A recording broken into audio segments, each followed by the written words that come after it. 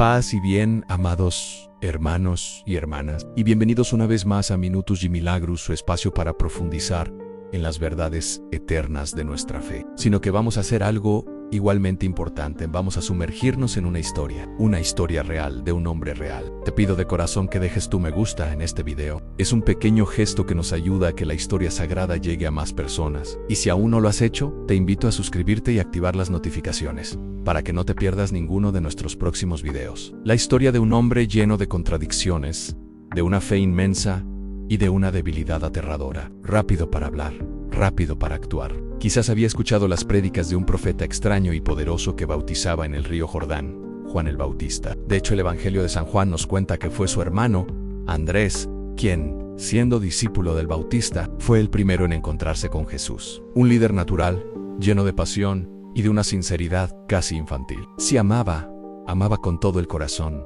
Si prometía con una audacia desmedida. Y si fallaba de forma estrepitosa. Imaginen la frustración, el cansancio, el olor a pescado y a sudor, la decepción de volver a la orilla al amanecer con las manos y las barcas vacías. Era el fracaso del profesional, la impotencia del experto. No había medias tintas en Simón. Una multitud se agolpaba a su alrededor para escuchar la palabra de Dios. Ni Jesús, para poder predicar mejor, ve las dos barcas de Simón y sus socios, y sube a la de Simón. Le pide que la aleje un poco de la orilla. Y desde esa barca, la barca de un pescador fracasado, Jesús, el Verbo hecho carne, enseña a las multitudes. El púlpito de Jesús no fue de oro ni de mármol, fue la humilde barca de un pecador. En un evento que marcaría su vida para siempre, debió sonar absurdo rima mar adentro, y echen sus redes para pescar. Leemos la historia en el Evangelio de San Lucas capítulo 5, Era un hombre de una pieza, un hombre de carne y hueso, con todas las virtudes y todos los defectos que eso implica. Un hombre impetuoso y cobarde, leal y traidor, pecador y santo. Una región bajo el dominio del Imperio Romano, un pueblo, el judío, que anhelaba la llegada del Mesías prometido. Andrés vuelve a casa, con los ojos brillantes de una emoción nunca antes sentida, y le dice a su hermano Simón: hemos encontrado al Mesías. ¿Qué pensaría Simón? ¿Escepticismo? ¿Curiosidad? ¿Esperanza? Lo que sabemos es que la palabra de su hermano fue suficiente. Simón fue a ver un libertador que restauraría el reino de Israel. Él mira a Simón y le cambia el nombre. Vio algo más. Vio, por debajo de la superficie agitada de su personalidad, una capacidad para una fe sólida, una lealtad fundamental sobre la cual podría construir algo eterno. Le dio un nombre que no describía lo que era en ese momento, sino lo que, por la gracia de Dios, estaba llamado a ser. Tú eres Simón el hijo de Juan. Tú te llamarás Cefas. Cefas es una palabra aramea que significa roca. En griego, Petros. En español, Pedro. En las orillas de un gran lago, conocido como el Mar de Galilea o el lago de Genesaret, se encontraba un pueblo bullicioso llamado Cafarnaum. Y allí vivía un hombre llamado Simón. La historia del hombre que Jesús eligió para ser la roca sobre la cual edificaría su iglesia eterna en la increíble vida de San Pedro Apóstol. Hoy, no vamos a rezar una oración específica antes de comenzar este viaje. Si estas historias de los pilares de nuestra fe fortalecen tu alma para entender a Pedro, primero debemos entender a Simón. Porque antes dice Pedro la roca, él era Simón, el pescador. Imaginemos por un momento la Galilea del siglo I. Él no era un teólogo del templo ni un fariseo versado en la ley. No era un noble de la corte de Herodes, ni un soldado romano. Tenía un hermano, Andrés, su socio en el negocio de la pesca, y tenía una familia. Los evangelios nos cuentan que tenía una suegra, lo que significa que estaba casado. Era un hombre con responsabilidades, con deudas que pagar, con una boca que alimentar. Un hombre común, con los pies bien plantados en la tierra, preocupado por las cosas de este mundo, el precio del pescado, el estado de las redes, el clima impredecible del lago. Simón era un hombre del pueblo, un trabajador rudo, con las manos encallecidas por las redes y la piel curtida por el sol y el viento. Era un pescador, un oficio duro, incierto, que dependía de la suerte, de la pericia y de largas noches de trabajo infructuoso. Simón no estaba solo. Su carácter, que se revela a lo largo de los evangelios, era tan tempestuoso como las aguas en las que navegaba. Era un hombre de impulsos. Probablemente, como todo buen judío de su tiempo, Simón esperaba al Mesías. Imaginen esa escena. Y en ese primer encuentro, Jesús hace algo extraordinario. Antes de cualquier milagro, antes de cualquier sermón, desde el primer instante, Jesús no vio al pescador impetuoso y voluble. Pero el llamado definitivo, la transformación de Simón, el pescador, en Pedro, el discípulo, ocurriría poco después. Simón y sus compañeros habían pasado toda la noche trabajando, toda la noche lanzando las redes y recogiendo las vacías. Y en medio de este escenario de fracaso, aparece Jesús. Cuando terminó de hablar, se volvió hacia Simón y le dijo una frase que, para un pescador experto, pensemos en la lógica humana de Simón. Maestro, hemos estado trabajando toda la noche y no hemos pescado nada. Podría haber dicho, Señor, con todo respeto, yo soy el pescador aquí. Tú sabes de palabras yo sé de reeds. En su lugar, pronuncia una de las frases más bellas y confiadas de todo el Evangelio. Una frase que se convertiría en el lema de toda vida de fe. Maestro, por tu palabra echaré las redes. Era una demostración de poder sobre la naturaleza tan excesiva, tan sobreabundante, que trascendía la mera ayuda. Era una teofanía, una manifestación de la divinidad. La abundancia del milagro era un signo de la identidad de quien lo realizaba. Y te digo que no hay peces, es la reacción de Isaías en el templo. Es precisamente cuando Simón se vuelve más apto para recibir su verdadera vocación, porque Dios no construye sobre el orgullo, construye sobre la humildad. Que clama, ¡ay de mí! Que estoy perdido, pues soy un hombre de labios impuros. Es la conciencia de la distancia infinita entre la santidad de Dios y nuestra propia pecaminosidad. Simón no se siente digno de estar en la misma barca que aquel que manda sobre los peces del mar. Era como decirle a un agricultor que siembre en una roca, era ilógico. Al contrario, se acerca más. Le dice a Simón: no temas. La pesca de peces, que había sido su identidad, su sustento, su todo, llevando las barcas a tierra, dejándolo todo, lo siguieron. Se convirtió en una simple metáfora de una pesca mucho más grande y trascendente. Sus redes ya no recogerían peces para el mercado. Las redes, la barca, la pesca milagrosa que podría haberlos hecho ricos, la familia, la seguridad, la vida que conocían. Todo fue abandonado por seguir a este misterioso maestro que les ofrecía una nueva identidad y un nuevo propósito. El llamado había sido hecho y la respuesta había sido dada. Sino almas para el reino de Dios en Simón, ahora llamado Pedro, se había convertido en un discípulo, pero el camino de transformación de un simple pescador en la roca de la iglesia estaría lleno de pruebas, de caídas estrepitosas y de lecciones dolorosas. Su fe, aunque sincera, todavía era frágil. Su comprensión del verdadero Mesías todavía estaba nublada por las expectativas humanas, y tendría que aprender, de la manera más dura, que seguir a Jesús no era un camino de triunfos terrenales, sino un camino que pasaba por el agua de la duda y el fuego de la negación, para llegar a la gloria de la redención. Su barca ya no sería un simple barco de madera, sino el prototipo de la iglesia que navegaría por los mares de la historia. La primera palabra de Dios ante el hombre que reconoce su pecado es siempre una palabra de consuelo, no de condenación. No temas. Y luego le da su nueva misión, la misión que definirá el resto de su vida y el destino del mundo. Es el abandono total a la autoridad de Cristo. Es la fe en su estado más puro. No ante la manifestación de la santidad y el poder de Dios, Simón toma conciencia de su propia realidad, de su propia miseria. La cantidad de peces era tan inmensa, tan abrumadora, que las redes comenzaron a romperse. Tuvieron que pedir ayuda a sus compañeros de la otra barca, y llenaron ambas barcas de tal manera que casi se hundían. Simón decide confiar más en la palabra de un carpintero que en toda una vida de experiencia como pescador. Era ir en contra de toda su experiencia profesional. La pesca se hacía de noche, no a plena luz del día. Ya habían lavado las redes, un trabajo tedioso que indicaba que la jornada había terminado, estaban cansados, frustrados, y probablemente lo único que querían era irse a casa a descansar. Aquí se produce el primer gran acto de fe de Simón, una fe que lucha contra la razón y la experiencia. Él podría haber discutido, pero no lo hizo por tu palabra, no por mi lógica, no por mi experiencia, no por mis sentimientos, sino porque tú lo dices. Y entonces echan las redes y ocurre el milagro. Este no era un milagro pequeño. Y la reacción de Simón es la clave para entender su corazón. No reacciona con alegría por el beneficio económico. No grita, ¡somos ricos! Se arroja a los pies de Jesús y le dice: apártate de mí, Señor, que soy un hombre pecador. Es la reacción de todo hombre que tiene un encuentro verdadero con Dios en este momento de profunda humildad, en este reconocimiento de su propia nada. Y Jesús, con una ternura infinita, no se aparta. Desde ahora serás pescador de hombres. En ese instante, la vida de Simón cambió para siempre. Y el Evangelio concluye con una simplicidad lapidaria. Y ellos, dejándolo todo. Pero este era solo el primer paso. Y ellos, llevando las barcas a tierra, dejándolo todo, lo siguieron. Pero este era solo el primer paso. Simón, ahora llamado Pedro, se había convertido en un discípulo. Pero el camino de transformación de un simple pescador en la roca de la iglesia estaría lleno de pruebas, de caídas estrepitosas y de lecciones dolorosas. Siempre era el primero en hablar, el primero en preguntar, el primero en actuar. Era el portavoz no oficial de los 12.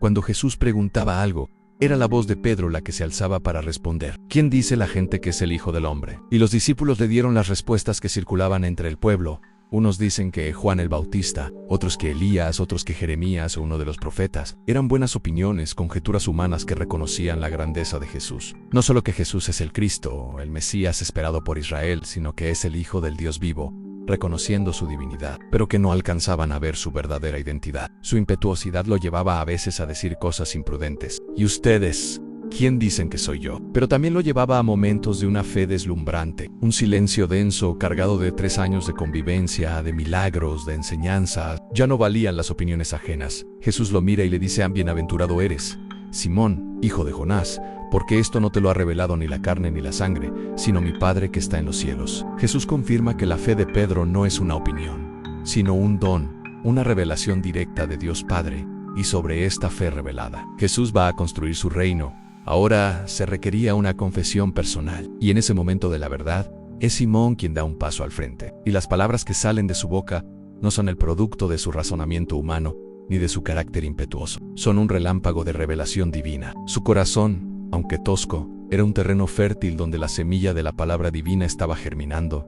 Su fe, aunque sincera, todavía era frágil. Su comprensión del verdadero Mesías todavía estaba nublada por las expectativas humanas, y tendría que aprender de la manera más dura, dice Jesús, usando por primera vez de forma solemne el nombre que le había dado en su primer encuentro. Y aquí viene el famoso juego de palabras, que en el arameo original es aún más fuerte: tú eres Kefa, y sobre esta Kefa edificaré mi iglesia. Tierra es la roca, y sobre esta misma roca construiré mi iglesia. Jesus no dice: construiré mi iglesia sobre tu fe, sino sobre ti, a quien he constituido como roca. Que seguir a Jesús no era un camino de triunfos terrenales, sino un camino que pasaba por el agua de la duda y el fuego de la negación para llegar a la gloria de la redención. Durante los siguientes 3 años, Pedro fue un alumno en la escuela de Cristo. Caminó con él por los polvorientos caminos de Galilea, Judea y Samaria. Escuchó el sermón de la montaña, presenció la multiplicación de los panes, vio a los ciegos ver, a los leprosos ser limpiados y a los muertos resucitar. De entre todos los discípulos, él, junto con Santiago y Juan,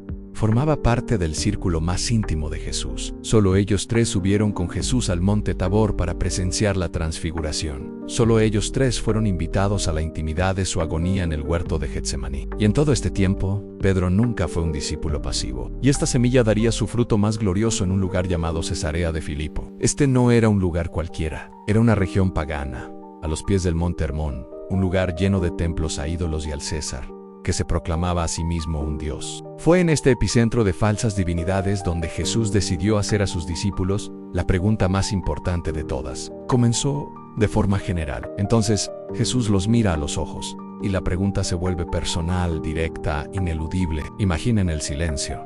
Tú eres el Cristo, el Hijo del Dios vivo. En esta breve frase, Pedro proclama la verdad central de nuestra fe. Y la respuesta de Jesús a esta confesión es el momento fundacional de la iglesia y del papado. Y yo te digo que tú eres Pedro.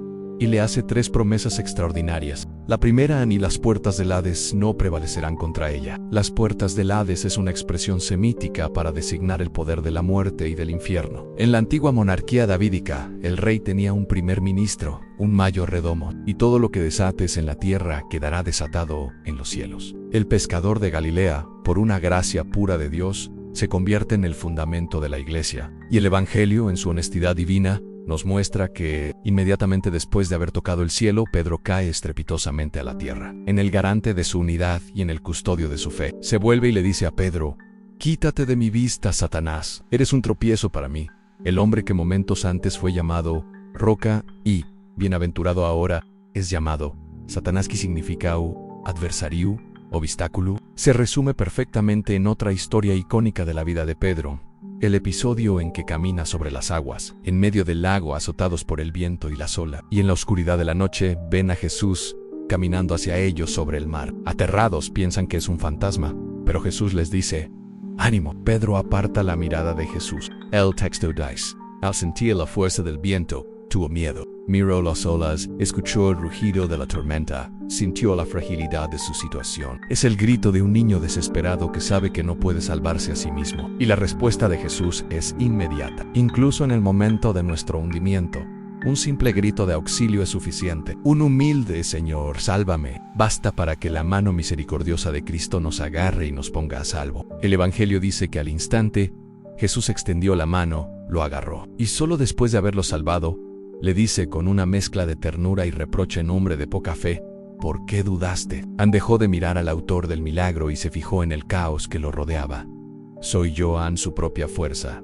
No era suficiente. Pedro reza la oración más corta, más humilde y quizás más eficaz de toda la Biblia: Señor, sálvame. Su audacia inicial no podía sostenerlo. Somos capaces de grandes actos de fe cuando mantenemos nuestros ojos fijos en Jesús. Podemos caminar sobre las aguas de las pruebas más imposibles, pero cuando nos distraemos, cuando nos fijamos en la fuerza de las tormentas de la vida, la enfermedad, la crisis económica, su fe ha sido probada. Pero el examen final, la prueba de fuego que lo quebrantará hasta los cimientos, para luego reconstruirlo en la misericordia, todavía está por llegar. En la noche más oscura de la historia del mundo, el miedo, la opinión del mundo, nuestra fe vacila y comenzamos a hundirnos. No tema. ¿Cómo es posible? Porque en Cesarea de Filipo, Pedro habló por revelación del Padre. Pedro baja de la barca y comienza a caminar sobre el agua hacia Jesús. Por un momento este pescador está desafiando las leyes de la física, sostenido únicamente por la palabra de su Señor y su confianza en Él. Y es precisamente esta mezcla de grandeza divina y de miseria humana lo que lo hace tan cercano a nosotros. El Pedro del corazón ardiente, quien reacciona, grita: Señor, si eres tú, mándame ir a ti sobre el agua. Es una petición de una audacia increíble, un acto de fe total. Y Jesús le responde con una sola palabra: ven. Ahora, habla desde su propio miedo, desde su propia lógica mundana. Y al hacerlo se convierte, sin quererlo, en un obstáculo para el plan de salvación de Dios, que pasa necesariamente por la cruz, porque no piensas en las cosas de Dios, sino en las de los hombres. El poder de atar y desatar era, para los rabinos, el poder de interpretar la ley con autoridad. Nos enseña que la infalibilidad y la autoridad de Pedro no son una cualidad personal suya. No es infalible por ser más inteligente o más santo. Es un don de Dios, una asistencia del Espíritu Santo que lo protege para que sea la roca cuando enseña la fe de la iglesia. Pero como hombre sigue siendo frágil, pecador, capaz de pensar en las cosas de los hombres y no en las de Dios, han de declarar lo que está permitido y lo que no, y de perdonar los pecados. Jesús le está dando a Pedro y a sus sucesores la autoridad doctrinal y sacramental para guiar al pueblo de Dios en la verdad, a quien se le entregaban las llaves de la casa de David. Este hombre tenía la autoridad para gobernar en ausencia del rey, para abrir y cerrar, para administrar el reino, sufrir mucho, ser ejecutado y resucitar al tercer día. Al darle a Pedro las llaves, Jesús lo está instituyendo como su primer ministro en la tierra, el vicario visible de Cristo, con la autoridad para gobernar la iglesia. Jesús promete que su iglesia, construida sobre Pedro, será indefectible. Podrá ser atacada, perseguida, parecerá a veces que está a punto de sucumbir, pero las fuerzas del mal nunca, jamás tendrán la victoria final sobre ella. Es una promesa de inmortalidad. La segunda promesa: daré las llaves del reino de los cielos. Que espera un Mesías triunfante y político, no puede soportar esta idea. Lleno de un amor humano y equivocado, toma a Jesús aparte y se atreve a reprenderlo. Dios no lo quiera, Señor. Eso no te sucederá jamás. Y la tercera promesa explica el alcance de esa autoridad. Y todo lo que ates en la tierra quedará atado en los cielos. Este es el momento más sublime de Pedro, pero, hermanos, la historia de Pedro es una historia de contrastes violentos. Justo después de esta escena, Jesús comienza a anunciar por primera vez que debía ir a Jerusalén. Y Pedro, que todavía piensa con una lógica humana. La reacción de Jesús es una de las más duras de todo el Evangelio. ¡Qué contraste tan brutal! Esta escena es fundamental. Esta mezcla de fe heroica y de duda temerosa. Lo leemos en Mateo 14. A los discípulos están en la barca, y de nuevo, es el Pedro impetuoso, y ocurre el milagro. Paro entonces, ocurre lo que nos pasa a todos nosotros. Y en el instante en que su fe vaciló, comenzó a hundirse. Y en ese momento de pánico, cuando el agua ya le llegaba al cuello, no es una oración elaborada. Esta escena es una metáfora de toda la vida de Pedro y de toda nuestra vida cristiana. Pero la lección más grande no es que nos hundimos, sino que Pedro, la roca, el primer papa, es también Pedro, el hombre de poca fe que se hunde en el mar. Él ha recibido la más alta de las vocaciones, pero su corazón todavía necesita ser purificado. Él ha recibido la más alta de las vocaciones, pero su corazón todavía necesita ser purificado. La atmósfera está cargada de una solemnidad agridulce. Jesús acaba de instituir la Eucaristía, entregándose a sí mismo como alimento. Acaba de lavar los pies de sus discípulos, dándoles una lección inolvidable de humildad y servicio. Y en medio de esta intimidad sagrada, Jesús deja caer una bomba, una predicción que sacude el corazón de todos en esta misma noche. Todos ustedes se escandalizarán de mí. Su fe ha sido probada, pero el examen final, en el huerto de Getsemaní, Jesús, anticipando su agonía, cuando la turba guiada o por Judas viene a arrestar a Jesús. Pedro reacciona como siempre lo había hecho, con el impulso quien saca su espada y, en un acto de lealtad malentendida, le corta la oreja a Malco, el siervo del sumo sacerdote. Lleva consigo a su círculo íntimo, Pedro, Santiago y Juan. Quiere iniciar una batalla de espadas, pero Jesús lo detiene en seco. Sana la oreja del siervo y le da a Pedro una lección fundamental. Vuelve tu espada a su lugar. ¿Acaso piensas que no puedo ahora? Ora ahora a mi Padre, ¿y Él me daría más de 12 legiones de ángeles? En Jesús le enseña que su reino no se defiende con la violencia, sino con el amor sacrificial. Pedro, una vez más, no entiende. Su concepción del Mesías todavía es terrenal, y les hace una petición sencilla.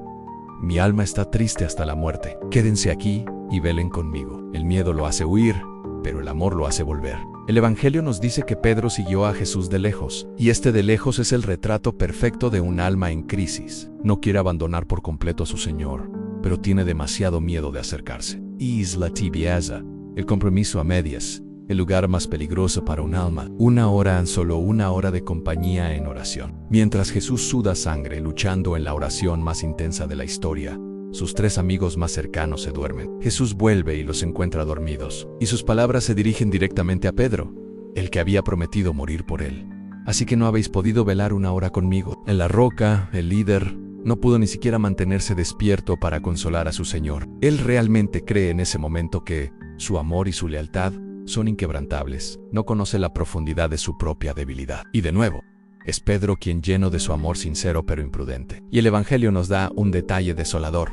Entonces todos los discípulos, dejándole, huyeron. Incluido Pedro, la promesa de moriré contigo se desvanece en el miedo y la confusión. Toma la palabra para defender no solo su honor, sino el de todos. Con una confianza ciega en sus propias fuerzas, declara: aunque todos se escandalicen de ti, yo nunca me escandalizaré. La prueba de fuego que lo quebrantará hasta los cimientos para luego reconstruirlo en la misericordia. Todavía está por llegar en la noche más oscura de la historia del mundo. Nos encontramos en el cenáculo, en la intimidad de la última cena de una súplica por la gracia, pero su orgullo, su confianza en sí mismo, era aún más fuerte. En lugar de decir: Señor, ayúdame, porque soy débil, él redobla su apuesta. Insiste con vehemencia: aunque tenga que morir contigo, no te negaré. Y el Evangelio añade que todos los demás discípulos dijeron lo mismo. Imaginen la reacción de los apóstoles. Es un amor que tiene buenas intenciones, pero que no cuenta con la gracia de Dios. San Pedro está prometiendo algo que, por sus propias fuerzas, es incapaz de cumplir. Y el Señor, en su misteriosa pedagogía,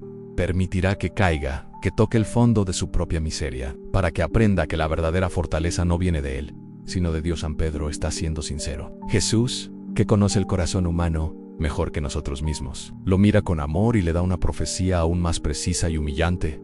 De cierto te digo que esta noche, antes de que el gallo cante, me negarás 3 veces. Esta predicción debería haber llenado a Pedro de un temor saludable. Esta es la tragedia del amor puramente humano. La primera prueba de su debilidad llega poco después, pero la carne es débil. La segunda prueba de su falta de entendimiento ocurre con la llegada de los guardias. Pedro quiere defender a Jesús con las armas del mundo. Y entonces Jesús es arrestado, pero el corazón de Pedro está dividido. Y así, siguiendo de lejos, Pedro entra en el patio de la casa del sumo sacerdote, Caifás. Y aquí la escena de su caída se desarrolla en 3 actos. Una simple criada se le acerca y le dice: tú también estabas con Jesús el Galileo. Una acusación casual de alguien sin autoridad, pero es suficiente para que el miedo se apodere de Pedro en una hora de angustia, de miedo creciente. Pero Pedro no huye. Se oye un sonido que rasga la noche y el corazón de Pedro en el canto de un gallo. Se queda allí, atrapado entre su amor y su pánico, el sonido de su propio fracaso. Es lo que sucede inmediatamente después. Un detalle que solo San Lucas nos regala. Jesús, magullado, ensangrentado, siendo llevado de un lugar a otro por sus captores, en medio de su propia humillación, busca el rostro de su amigo que lo ha traicionado.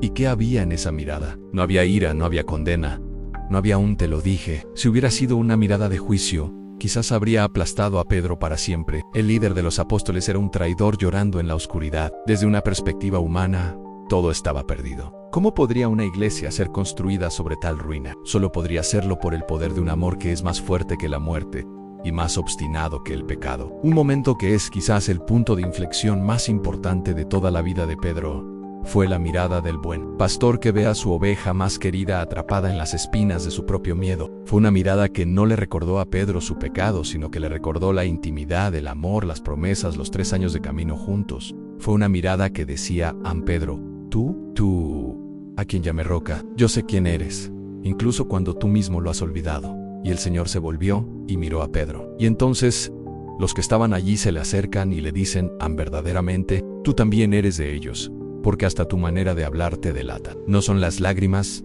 de quien se lamenta por las consecuencias de su pecado, son las lágrimas del arrepentimiento, las lágrimas de un corazón quebrantado por el amor. Son las lágrimas de un hombre que finalmente ha tocado el fondo de su propia miseria, y, en ese mismo fondo, ha encontrado la mirada de una misericordia infinita, su acento Galileo. Algo de lo que no puede deshacerse. El hombre autosuficiente que prometió morir por su maestro, murió para siempre. Y en esas lágrimas amargas, comenzó a nacer verdaderamente Pedro, la roca. Una roca que ya no estaría fundada sobre la arena de su propia fuerza, sino sobre la piedra angular inamovible del perdón y la misericordia de Jesucristo. Se convierte en la prueba de su identidad. Y para colmo, un pariente de Malco, aquel a quien Pedro le había cortado la oreja, se le acerca y le pregunta directamente, ¿no te vi yo en el huerto con él? Y delante de todos, lo niega por primera vez a no sé de qué hablas. Una mentira simple, directa, cobarde, cada uno más grave que el anterior. Pero otra criada lo ve y dice a los que estaban allí, este estaba con Jesús de Nazaret. La acusación se repite, y la negación de Pedro se intensifica. Ya no es una simple mentira. El Evangelio nos dice que esta vez negó con juramento. No conozco a ese hombre. Pedro invoca el nombre de Dios para sellar su mentira.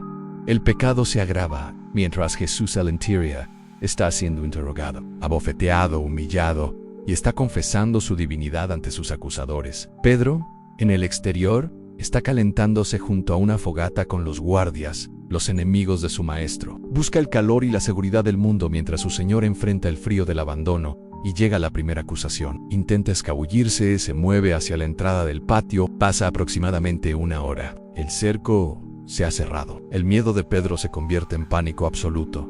Y aquí llega la tercera y más terrible negación. El Evangelio de Marcos nos dice que él comenzó a maldecir y a jurar. No solo jura que no conoce a Jesús, sino que invoca maldiciones sobre sí mismo para probarlo. Es el rechazo más vehemente, más violento, más total. N, o C, o N, o Z, C, o AE, S, H, o MB, RE, DE, LC, o CKO, L, A, N. Y en ese preciso instante, mientras la maldición todavía está en sus labios, el sonido de la profecía cumplida. Pero no es el canto del gallo lo que lo convierte. Imaginen esa mirada, no. Los santos nos dicen que fue una mirada de infinita tristeza y de infinita misericordia. Esa mirada de amor misericordioso fue la espada que finalmente traspasó el corazón orgulloso de Pedro.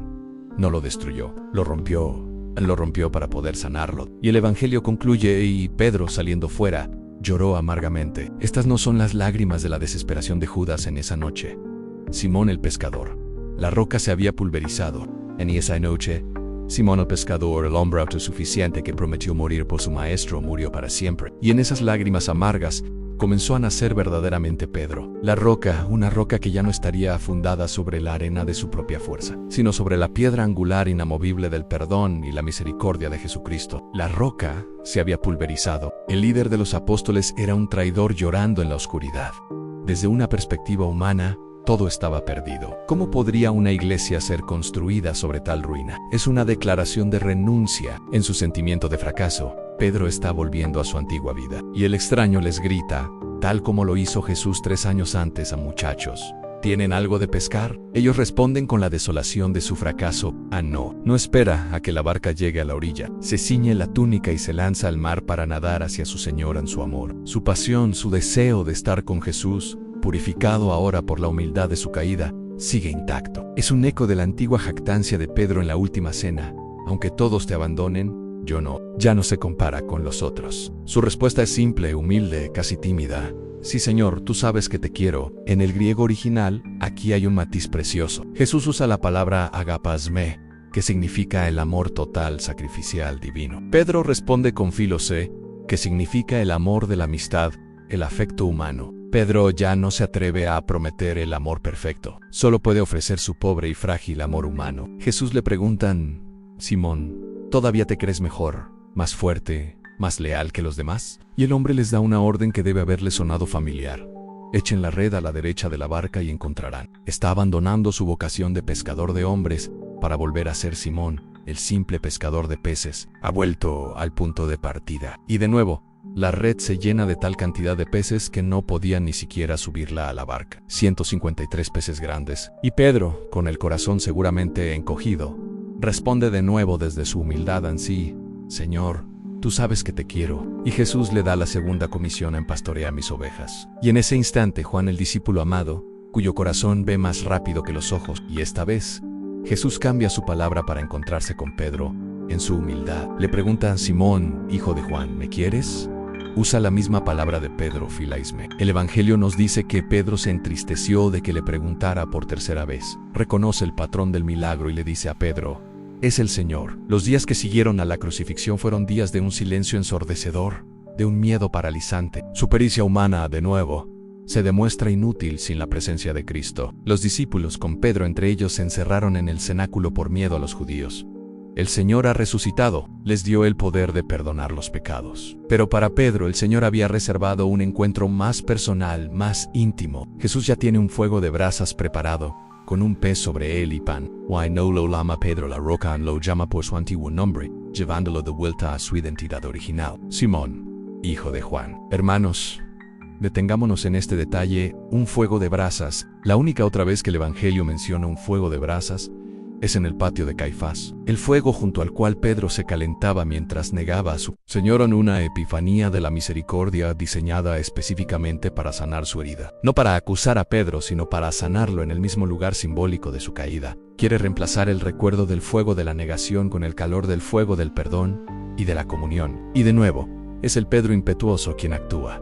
Él y Juan corren hacia el sepulcro. Juan, más joven, llega primero. Varios de los discípulos, con Pedro a la cabeza, están de vuelta en Galilea, en el mar que conocían también. Y en un momento que revela su estado de ánimo, Pedro les dice a los demás, voy a pescar. Los otros le siguen, pero por respeto a la primacía de Pedro no entran, esperan. Y es Pedro, el pecador arrepentido, quien entra primero en el sepulcro vacío y ve las vendas y el sudario, los signos de la victoria sobre la muerte. El pastor había sido herido y las ovejas se habían dispersado. Imaginen el estado del alma de Pedro. No solo cargaba con el dolor de la muerte de su Señor, sino con el peso insoportable de su propia cobardía y traición. Cada canto de un gallo debió ser una daga en su memoria. Se sentía indigno, un fracasado, el líder que había fallado en el momento más crucial. Y entonces, en la mañana del tercer día, la noticia, increíble, imposible, llega a través de las mujeres.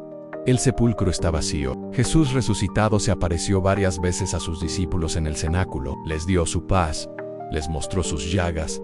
Esta sanación se narra en el último capítulo del Evangelio de San Juan.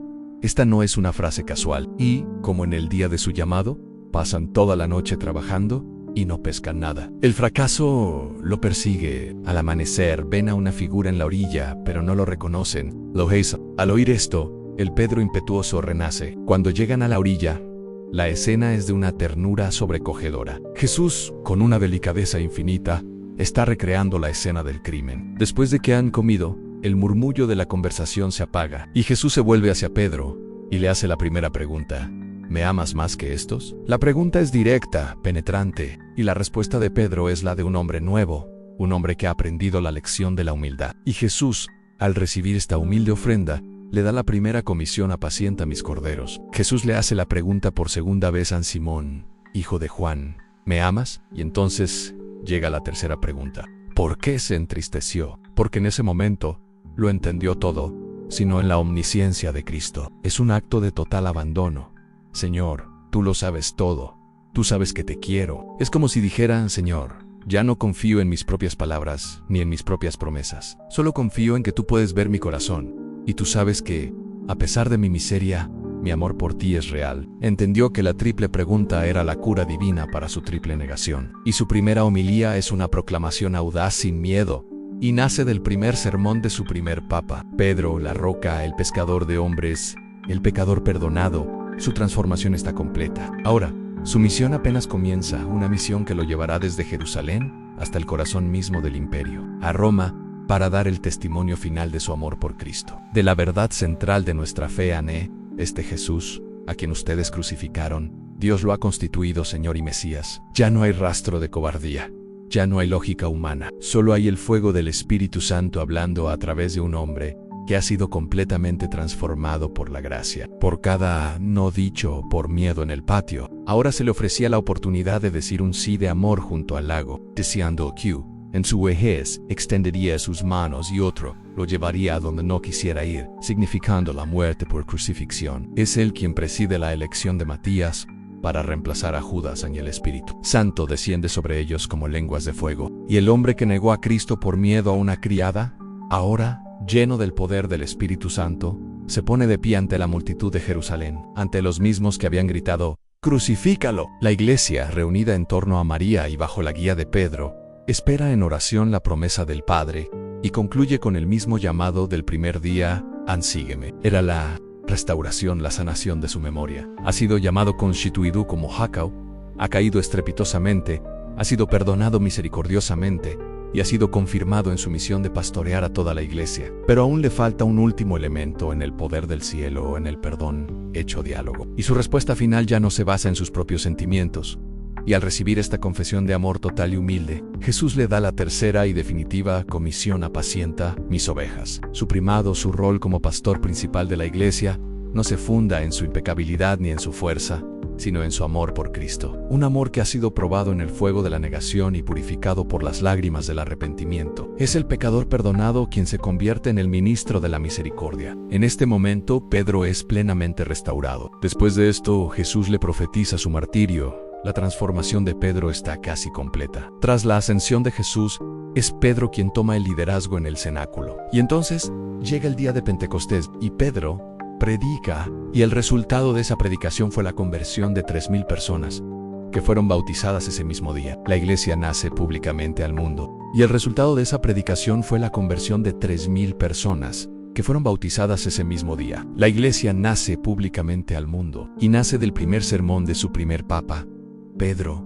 la roca, el pescador de hombres, el pecador perdonado. La gente sacaba a los enfermos a las calles y los ponía en camillas para que, cuando le prohíben predicar en el nombre de Cristo, Pedro, el mismo hombre que había negado a su maestro por miedo a una criada, sino para todas las naciones, abriendo las puertas de la iglesia a los gentiles con el bautismo del centurión Cornelio. El rey Herodes lo encarcela para matarlo, pero en la noche, un ángel del Señor lo libera de sus cadenas y de la prisión. La iglesia rezaba incesantemente por él, pero entonces, en el año 64, estalló la gran persecución del emperador Nerón. Después de un devastador incendio que destruyó gran parte de la ciudad, Nerón, mientras Pedro huía de Roma por la Vía Apia, en la oscuridad antes del amanecer, vio una figura luminosa que caminaba en dirección contraria, hacia la ciudad.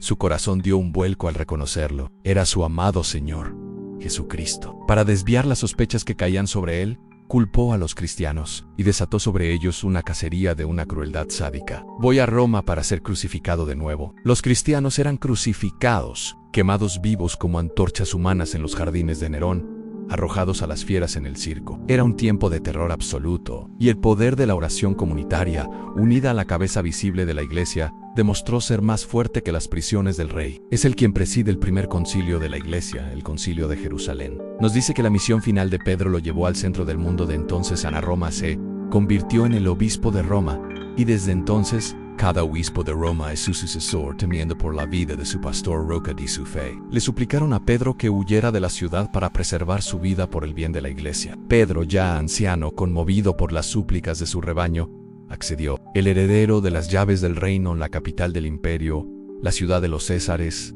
el corazón del paganismo, parecería una locura. ¿Qué podía hacer un simple pescador de Galilea en la ciudad más poderosa de la tierra? Pero Pedro no fue con la fuerza de las legiones, sino con la fuerza del Evangelio, y su palabra es decisiva para resolver la primera gran controversia doctrinal. Ahora declara con una valentía sobrehumana: Es necesario obedecer a Dios antes que a los hombres. Es azotado, encarcelado, pero nada puede detener el fuego del Espíritu Santo que arde en su interior. Al pasar Pedro, al menos su sombra los cubriera, y eran sanados. La gracia que emanaba de él era tan palpable que su sola presencia era portadora de la sanación de Dios. Su transformación está completa. Ahora, su misión apenas comienza, una misión que lo llevará desde Jerusalén hasta el corazón mismo del imperio, a Roma, para dar el testimonio final de su amor por Cristo. Los Hechos de los Apóstoles nos muestran a este nuevo Pedro en acción. Ya no es el hombre temeroso del patio de Caifás. Allí yace un hombre lisiado de nacimiento pidiendo limosna. Y Pedro, fijando en él su mirada,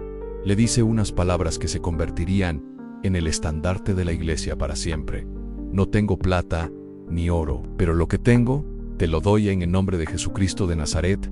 Levántate y anda. Y tomándolo de la mano lo levantó, y al instante sus pies y tobillos se fortalecieron y entró con ellos en el templo, caminando, saltando y alabando a Dios. El poder de Cristo ahora obraba milagros a través de las manos de su vicario. Ahora es el líder indiscutible de la comunidad cristiana primitiva. Es él quien preside, quien decide, quien predica, quien sana. Lo vemos junto a Juan acercarse a la puerta del templo llamada La Hermosa. Vemos su autoridad crecer de tal manera que, como nos cuentan los hechos, lo vemos enfrentándose sin temor al mismo Sanedrín que había condenado a Jesús. Es Pedro quien recibe la visión de los animales impuros y entiende que la salvación no es solo para los judíos. Su vida es una cadena de milagros. La tradición, con una voz unánime y constante desde los primeros siglos, en Roma, estableció su sede, predicó, bautizó y organizó la comunidad cristiana. Durante Ecos, la comunidad cristiana de Roma creció bajo su cuidado pastoral, y en medio de esta carnicería, los fieles de Roma, y aquí, la tradición nos regala una de las historias más bellas y significativas de la vida del apóstol. Lleno de asombro, Pedro le preguntó a Andamain, «¿Quo vadis? Señor, ¿a dónde vas?» Y la respuesta de Jesús traspasó su alma para siempre. Io Roma mitarum cruz. En ese instante, Pedro lo entendió todo. Jesús sería crucificado de nuevo en el sufrimiento de sus hermanos en Roma, para encontrarse con su destino, para unirse a su Señor en la cruz, pero en un último y sublime acto de humildad, Pedro hizo una petición. El hombre que una vez, por orgullo, prometió morir por Jesús y falló. Ahora, por humildad, considerándose indigno, cumplía su promesa de la forma más heroica posible. La roca de la iglesia, el hombre de fe impetuosa y de negación temerosa, el pecador perdonado, el pastor confirmado, entregó su vida como el testimonio supremo de su amor por Cristo. Todos nosotros somos una mezcla de fe y de duda, de promesas audaces y de caídas vergonzosas. Pero la vida de Pedro nos grita a través de los siglos que nuestro pecado y nuestra debilidad nunca son la última palabra. La última palabra siempre pertenece al amor misericordioso de Jesús.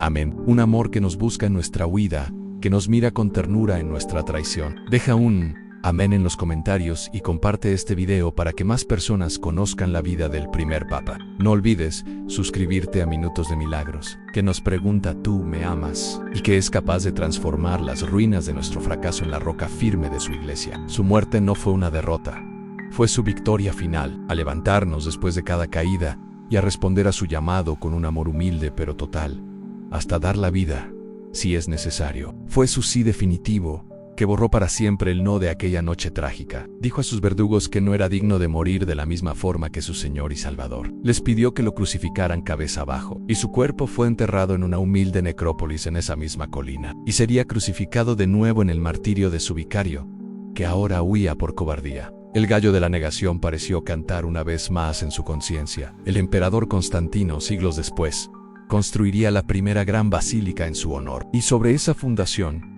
hoy se levanta la majestuosa Basílica de San Pedro, el corazón de la cristiandad, y el altar Mayo R, el centro de la iglesia más grande del mundo, está construido directamente sobre la tumba del primer papa. Pero esta vez, no habría lágrimas de un fracaso amargo, sino la decisión firme de un amor maduro. Es la prueba de que Dios no elige a los capaces, sino que capacita a los que elige. No busca a los perfectos, sino que perfecciona a los que se dejan amar. No construye su iglesia sobre superhombres, sino sobre pecadores arrepentidos cuya única fuerza es la gracia de Cristo. Sin dudar un instante, Pedro dio media vuelta y caminó de regreso a Roma. Poco después fue capturado y, como su maestro, condenado a muerte por crucifixión, y así murió. Fue martirizado en la colina vaticana cerca del Circo de Nerón, Y sobre esa tumba, amados hermanos, sobre los huesos de ese pescador de Galilea, se construyó la historia. La vida de San Pedro es, en definitiva, la historia de la misericordia de Dios. La historia de Simón, que se convirtió en Pedro, es nuestra propia historia. Que el testimonio de San Pedro apóstol nos inspire a nunca desesperar de la misericordia de Dios. Príncipe de los apóstoles, roca de la Iglesia, ruega por nosotros. Y que la bendición de Dios Todopoderoso, Padre, Hijo y Espíritu Santo, descienda sobre todos ustedes y permanezca para siempre. Si la increíble historia de San Pedro ha fortalecido tu fe, vayan en paz.